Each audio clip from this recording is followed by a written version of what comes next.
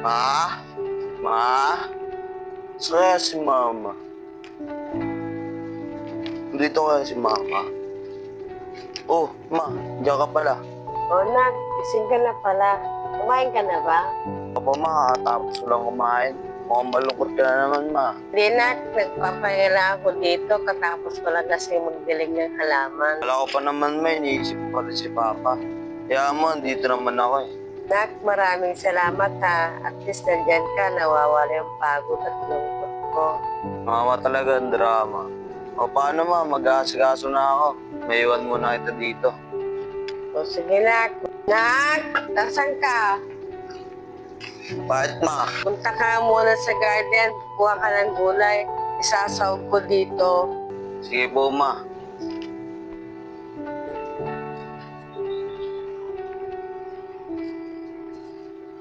Ang ganda naman mag-pictorial dito. Miss! Bakit po, kuya? Miss, huwag ka dyan masyado sa gubat. Baka matuklo ka ng ahas dyan. Ganun po ba, kuya? Sige po, alis na po ako. Maraming salamat. Ingat ka, ganda. Sana magkita tayo ulit. Sana magkita ulit kami. Sige, kung ganyan ka lang din naman ng ganyan, mag-iwalay na natin tayo. Parang nakita ko na itong babae na ito, Noran. Parang siya yung nasa gubat. Miss, Bakit? Sino ka? narinig ko kasi parang may kaaway ka sa cellphone niyo. Ano ba pakialam mo? Sino ka ba? Ang sungit mo naman. Ako nga pala si Mark. Kikita at magkikita pa rin tayo.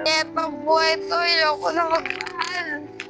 Miss, hayaan mo na yan. Pag-ibig lang yan. Ikaw na naman. Miss, gusto ko lang naman kasi may pagkaibigan sa'yo. Buti na lang lagi ka nga dyan. Sorry nga pala, nasusungitan kita. Wala yun. Nga pala, friends na tayo. Ako pala si Mark. Mary. Mary, mauna muna ako. Baka hinahanap na kasi ako ni Mama. Mag-iingat ka palagi ah. Mukhang mabait naman pala si Mark. Tawagan ko muna nga si Mary. Ano kaya itong tumatawag na to? Hello? Hello, Mary. Si Mark to. Oh, Mark, napatawag ka. Mary, may sasabihin kasi ako sa'yo. Pwede ba ako mag-akit ng ligaw sa'yo? Sige, basta ipakilala mo ka sa magulang mo ha. Oo naman. O paano bukas kita tayo? Oh, sige. O sige, asahan ko yan, Mary ah. Sige na, bye. Yes, mapapasagot ka na rin si Mary.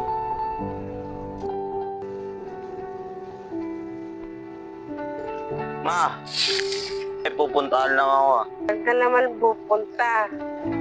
Pag bis na bis ka, Sa tropa lang po. kailan ka ba natutong magbarkada? Baka may inililihim ka na sa akin. Gusto ko po kasi pakilala sana sa inyo yung girlfriend. Girlfriend?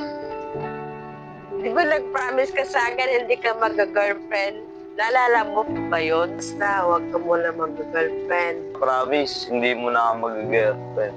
Dapat lang anak, mahirap kasi ang buhay ngayon. Ma, hayaan niyo na lang po ako. Matagal mo na inililihim sa kanya. Basta ayoko muna magka-girlfriend ka. Ma, napasagot ko na si Mary. Mark, sorry Mark, ano pag-intend pa kita? Kanina ka pa ba andyan? Ayos lang, basta ikaw. Tara, upo ka muna dito, Mary. Ikaw talaga, bolero ka talaga. Ano Mark, papakalala mo na ba ako sa magulang? Umalis kasi si Mama kaya hindi mo na kita papakilala. Excited pa naman ako makilala ng magulang.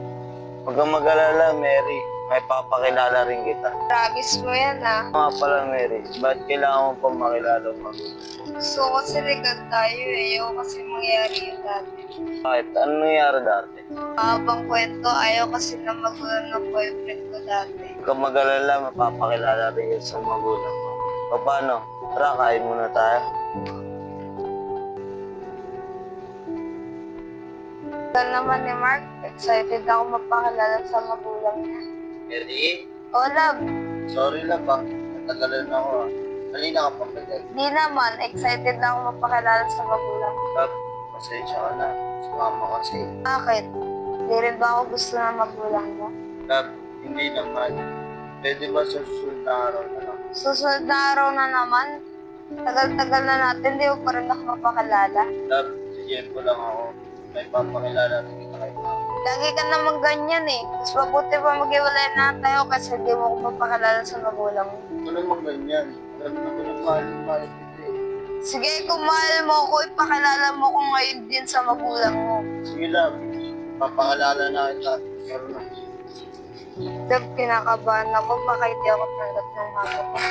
Wala yan, akong bahala. Kaya na pala, malapit na tayo sa bahay.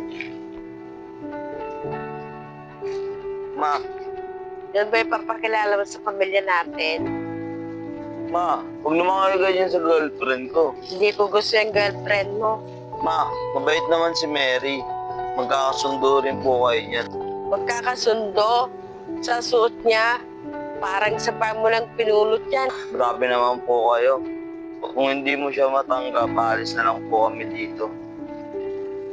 Wag na kayong babalik dito ha. Kalimutan mo na may ina ka. Oh, ba't bumalik ka pa dito? Kunin ko lang po ang mga gamit ko. Una talaga desisyon mo, no? Pag na huwag mong patutuntungin dito sa pamamahay ko yung girlfriend mo. Opo ma, kukunin ko lang po ang mga gamit ko.